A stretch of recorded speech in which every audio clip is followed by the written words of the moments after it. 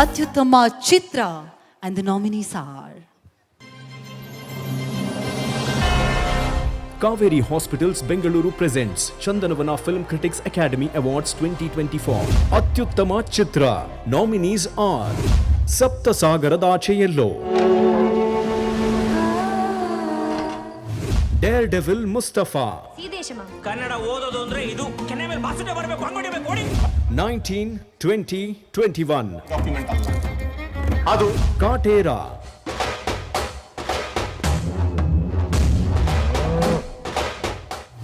Kausalya Supraja Rama, ತಲೆ ತಗ್ಸಲ್ಲ.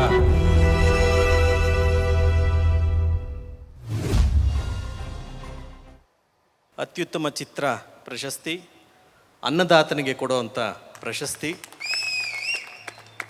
ಇವತ್ತು ಇನ್ನೊಂದು ಸಣ್ಣ ಕ್ಲೂ ಕೊಡ್ತೀನಿ. ಅತಿ ಹೆಚ್ಚು ಪ್ರಶಸ್ತಿಗಳನ್ನ ಯಾವ ಚಿತ್ರ ಪಡ್ಕೊಂಡಿದೆಯೋ ಅದರ ನಿರ್ಮಾಪಕ ಈ ಚಿತ್ರವನ್ನು. ಯಾವುದು? ಕಾಟೇರ ಅತ್ಯುತ್ತಮ ಚಿತ್ರ ಪ್ರಶಸ್ತಿ ನಿರ್ಮಾಪಕರಾದಂಥ ರಾಪ್ಲೈನ್ ವೆಂಕಟೇಶ್ ಅವರು ಇಲ್ಲಿದ್ದಾರೆ. ಅಭಿನಂದನೆಗಳು ಸರ್, ದಯವಿಟ್ಟು ಬನ್ನಿ.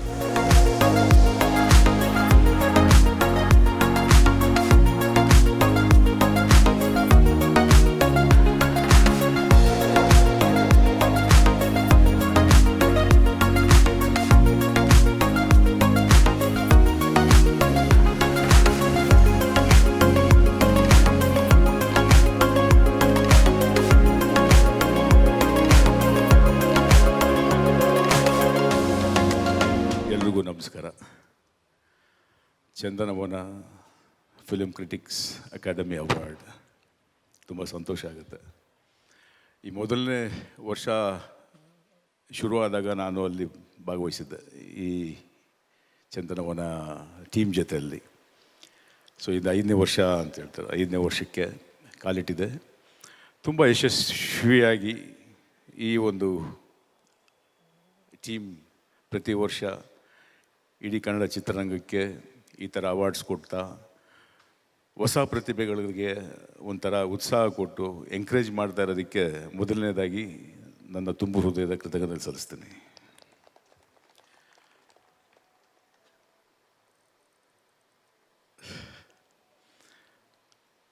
ಕ್ರಿಟಿಕ್ಸ್ ಅವಾರ್ಡ್ ಅನ್ನೋದು ಎಷ್ಟು ಮುಖ್ಯ ಅಂದರೆ ನಮ್ಮ ಚಿತ್ರರಂಗದವರಿಗೆ ಒಬ್ಬ ಅವಾರ್ಡ್ ತಗೊಂಡಿದ್ದೀವಿ ಅಂದರೆ ಅವಾರ್ಡ್ ತಗೊಂಡವರೆಲ್ಲ IAS ಎಕ್ಸಾಮ್ ಪಾಸ್ ಮಾಡಿದಷ್ಟು ಸಾಧನೆ ಮಾಡಿದಷ್ಟು. ಯಾಕೆ ಅಂದರೆ ಕ್ರಿಟಿಕ್ಸ್ ಇಡೀ ಎಲ್ಲ ಚಿತ್ರನೂ ವಿಮರ್ಶನೆ ಮಾಡಿ ಯಾವ ಪಾತ್ರ, ಯಾವ ಚಿತ್ರ, ಯಾವ್ಯಾವ ಇನ್ಕ್ಲೂಡಿಂಗ್ ಟೆಕ್ನಿಕಲ್ ಟೀಮ್ ಆಗ್ಬೋದು, ಪ್ರತಿಯೊಂದು ಅಳತೆ ಹಾಕಿ ತೂಕ ಮಾಡಿ ಇವರು ಇಷ್ಟು ಚೆನ್ನಾಗಿ ಮಾಡಿದ್ದಾರೆ ಅನ್ನೋದು ನಮಗೆ ಹಲವಾರು ವರ್ಷಗಳಿಂದ ನಾನು ನೋಡ್ಕೊಂಬಂದಿರೋದು. ಎಲ್ಲರೂ ಹೇಳಿದಾಗೆ ನಮ್ಮನ್ನು ತೀಡೋದು ಅವರೇ ಆಗಿರ್ತಾರೆ.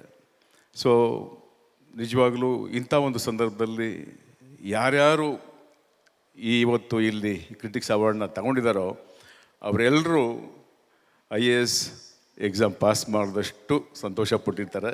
ಸಂತೋಷ ಪಡಬೇಕು ಅಂತ ನಾನು ಹೇಳ್ತೀನಿ. ಕಾಟೇರ ಫ್ರಾಂಕಾಗಿ ಹೇಳಬೇಕು ಅಂದರೆ ನನಗೆ ಯಾವುದಾದ್ರೂ ಒಂದು ಸ್ಟ್ರೈಟ್ ಸಬ್ಜೆಕ್ಟ್ನ ಹೇಳಿ ಒಪ್ಸೋದು ತುಂಬ ಕಷ್ಟ. ಎಲ್ಲ ಚಿತ್ರದಲ್ಲೂ ಇದ್ದಾಗೆ ಇರುತ್ತೆ ಬಿಟ್ಟರೆ ತಿರ್ಗಿ ಅದನ್ನೇನು ಏನು ವಿಭಿನ್ನವಾಗಿರೋಂಥದ್ದೇನಿದೆ ಈ ಕಥೆಯಲ್ಲಿ ಅನ್ನೋದು ಕೇಳ್ತಾ ಇರ್ತೀನಿ, ಬಿಟ್ಬಿಡ್ತಿರ್ತೀನಿ. ಈ ಕತೆ ಹೇಳಿದಾಗ ಎಷ್ಟೋ ವರ್ಷಗಳ ನಂತರ ಫುಲ್ ಕತೆ ಎಷ್ಟು ಅದ್ಭುತವಾಗಿ ಮೂಡಿ ಬಂದಿದೆ. ಎಷ್ಟು ಚೆನ್ನಾಗಿ ಮುತ್ತುಗಳನ್ನ ಪೋಣಿಸಿದ್ದಾರೆ. ಒಂದು ಕತೆ ಇಟ್ಕೊಂಡು ಎಲ್ಲ ಬೇರೆ ಕಡೆ ಡೈವರ್ಟ್ ಆಗ್ತಾ ಇರುತ್ತೆ. ಯಾಕಂದರೆ ಕತೆಗೆ ಒಂದು ಚಿಕ್ಕ ಎಳೆ ಅನ್ನೋದಿರುತ್ತೆ ಕೆಲವು ಸಂದರ್ಭದಲ್ಲಿ. ಅದನ್ನು ಇಟ್ಕೊಂಡು ಬೇರೆ ಎಲ್ಲೆಲ್ಲೋ ಡೈವರ್ಟ್ ಮಾಡ್ತೀವಿ. ಆದರೆ ಒಂದು 100% ಒಂದು ಫುಲ್ ಮೀಲ್ಸ್ ಅಂತ ಏನು ಹೇಳ್ತೀವಿ, ಆ ಥರ ಫುಲ್ ಮೀಲ್ಸ್ ಕತೆ ನಾನು ಕೇಳಿದಾಗ ನನಗನ್ಸಿದ್ದು ಖುಷಿ ಆಯಿತು. ನನಗೆ ಕೇಳಿದ ತಕ್ಷಣವೇ ತರುಣ್ಗೆ ಹೇಳಿದೆ, ತರುಣ್ ಇದು ಮಾಡೋಣ, ತುಂಬ ಚೆನ್ನಾಗಿದೆ ಅಂತ ಹೇಳಿದೆ. ಸೊ ಇದೊಂಥರ ಕಮರ್ಷಿಯಲ್ ಸಿನಿಮಾನ ಇಲ್ಲ ಯಾವ ಥರ ಸಿನಿಮಾ ಇದು ಅನ್ನೋದನ್ನು ಥಿಂಕ್ ಮಾಡೋಕ್ಕೆ ಹೋದರೆ ಅದಲ್ಲ. ಮುಖ್ಯವಾಗಿ ಜನಕ್ಕೆ ಇಷ್ಟ ಆಗುವಂಥ ಒಂದು ಕತೆ. ಹಳ್ಳಿ ಕತೆ ಎಷ್ಟೋ 100 ಕತೆಗಳು ಬಂದಿದ್ದಾವೆ. ಆದರೂ ಮನಸ್ಸಿಗೆ ನಾಟುವಂಥ ಅಂಶಗಳು ತುಂಬ ಇತ್ತು. ಅದರಲ್ಲೂ ತರುಣ್ ನರೇಟ್ ಮಾಡಿದ್ದ ರೀತಿ ನನಗೆ ನಿಜವಾಗ್ಲೂ ಇವತ್ತು ಕಿವಿಯಲ್ಲಿ ಹಂಗೆ ಕೇಳಿದಷ್ಟು ಸಂತೋಷ, ಅಷ್ಟು ಅದ್ಭುತವಾಗಿತ್ತು. ಹಾಗೆ ಮಾಸ್ತಿಯವರು ಡೈಲಾಗ್ ಸಮೇತ ರೀಡಿಂಗ್ ಕೊಟ್ಟಾಗಂತೂ ಇನ್ನೂ ಅದ್ಭುತ ಅದು. ಸೊ ಯಾವಾಗ ಶುರು ಮಾಡ್ತೀವಿ ಈ ಪಿಕ್ಚರ್ನ ಅನ್ನೋಷ್ಟು ನನಗೆ ಒಬ್ಬ ಪ್ರೊಡ್ಯೂಸರ್ಗೆ ಇರುತ್ತಲ್ಲ, ಯಾವಾಗ ಶುರು ಮಾಡಬೇಕು ಇದನ್ನು ಅನ್ನೋದೊಂದಿತ್ತು. ಸೊ ದರ್ಶನ್ ಅವರು ಈ ಕತೆ ಹೇಗಿದೆ ಅಂತ ಕೇಳಿದಾಗ ತುಂಬ ಚೆನ್ನಾಗಿದೆಯಮ್ಮ ಅಂತ ಹೇಳಿದಾಗ, ಸೊ ಇಮಿಡಿಯೇಟಾಗಿ ಶುರು ಮಾಡಬೇಕು ಅಂದಾಗ, ಸೊ ಒಬ್ಬೊಬ್ಬರು ಒಂದೊಂದು ಟೀಮ್ ಶುರುವಾಗುತ್ತೆ. ಸೊ ಜಡೇಶ್, ನಿಜ ಹೇಳ್ತೀನಿ, ಒಂದು ಹಳ್ಳಿ ಸೊಗಡು,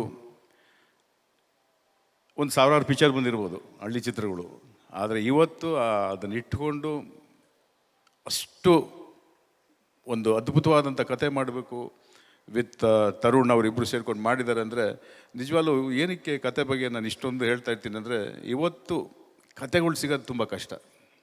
ಹಲವಾರು ಸಿನಿಮಾಗಳು ಮಾಡ್ತಾ ಇರ್ತೀವಿ, ಪ್ರತಿಯೊಬ್ಬ ನಿರ್ಮಾಪಕ ಪಾಪ ಅವನೊಂದು ಕತೆ ಆರಿಸ್ಕೋತಾನೆ, ಈ ಕತೆ ತುಂಬ ಚೆನ್ನಾಗಿದೆ, ಈ ಪಿಕ್ಚರ್ನ ನಾನು ಮಾಡಿದಾಗ ಯಶಸ್ಸು ಗ್ಯಾರಂಟಿ, ತುಂಬ ದೊಡ್ಡ ಹಿಟ್ಟಾಗುತ್ತೆ ಅಂತಲೇ ಪ್ರತಿಯೊಬ್ಬ ನಿರ್ಮಾಪಕನೂ ನಿರ್ದೇಶಕನು ಮಾಡೋದು. ಆದರೆ ಒಂದೊಂದು ಚಿತ್ರಗಳು ಈ ಥರ ಆಗ್ತಾ ಇರುತ್ತೆ.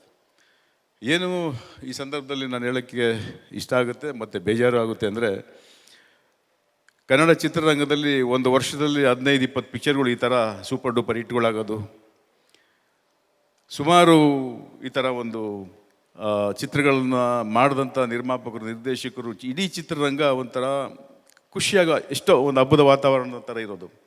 ಇವಾಗ ಅಲ್ಲೊಂದು ಚಿತ್ರ, ಇಲ್ಲೊಂದು ಚಿತ್ರ, ಇಲ್ಲೊಂದು ಚಿತ್ರ, ಅಲ್ಲೊಂದು ಚಿತ್ರ ಹಿಟ್ಟಾಗ್ತಾ ಇದೆ ಅನ್ನೋದು ಕೇಳಿ ತುಂಬ ಬೇಜಾರಾಗುತ್ತೆ.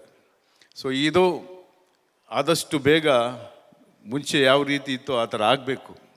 ಯಾಕಂದರೆ ಈ ಮಧ್ಯ KGF ಆಗ್ಬೋದು, KGF 1, 2 ಆಗ್ಬೋದು, ಅದಾದಮೇಲೆ ಚಾರ್ಲಿ ಆಗ್ಬೋದು, ಆಮೇಲೆ ಕಾಟೇರ ಇದು ಕಾಂತಾರ ಆಗ್ಬೋದು, ಆಮೇಲೆ ಸಪ್ತಸಾಗರದ ಆಚೆ ಆಗ್ಬೋದು. ಸೊ ಎಲ್ಲ ಪ್ರಯತ್ನಗಳು ಮಾಡ್ತಾ ಇದ್ದಾರೆ.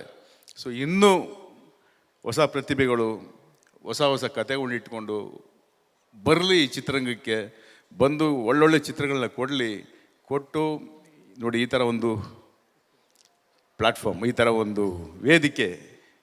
ಯಾಕಂದರೆ ಇಂಥ ಒಂದು ವೇದಿಕೆಯಲ್ಲಿ ಎಷ್ಟೋ ಜನ ಇವತ್ತು ಅವಾರ್ಡ್ ತಗೊಂಡಿರೋರು ಇದ್ದಾರೆ.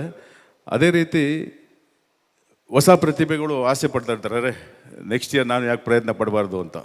ಸೊ ಅವರೆಲ್ಲರಿಗೂ ಆಲ್ ದಿ ಬೆಸ್ಟ್ ಹೇಳ್ತಾ, ಇಲ್ಲಿ ಅವಾರ್ಡ್ ತಗೊಂಡಿರೋವ್ರಿಗೂ ಆಲ್ ದಿ ಬೆಸ್ಟ್ ಹೇಳ್ತಾ, ಒಳ್ಳೆಯದಾಗಲಿ. ಇನ್ನೊಂದು ಮುಖ್ಯವಾಗಿ ನಮ್ಮ ಚಿತ್ರದ ನಾಯಕಿ ಮಾಲಾಶ್ರೀ ಅವರ ಮಗಳು,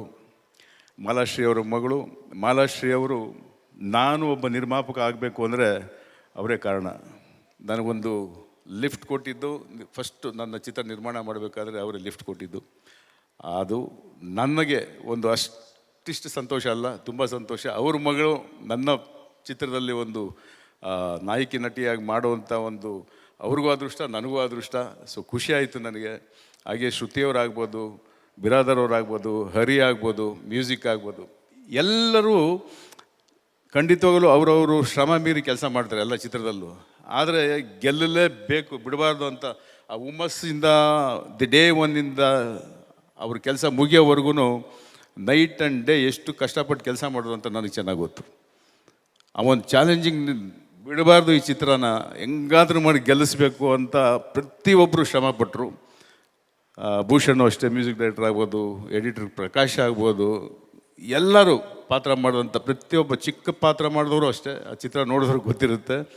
ಸೇಮ್ ಅದೇ ಥರ ನಮ್ಮ ಟೆಕ್ನಿಕಲ್ ಟೀಮು ಅಷ್ಟೇ, ಡೈರೆಕ್ಟ್ರಿಂದ ಹಿಡಿದು ಎಲ್ಲರೂ ಅದ್ಭುತವಾದಂಥ ಒಂದು ಕೆಲಸನ ಮನಸ್ಸು ತೃಪ್ತಿಯಾಗಿ ಮಾಡಿರೋದಕ್ಕೆ ಈ ಒಂದು ಗೆಲುವು ಕಾಟೇರಿಗೆ ಸಿಕ್ಕಿದೆ. ಈ ಒಂದು ಗೆಲುವನ್ನು ಇಡೀ ರಾಜ್ಯದ ಜನ ಕೊಟ್ಟಿದ್ದಾರೆ ಅಂತ ನಾನು ನಂಬ್ತೀನಿ. Thank you very much.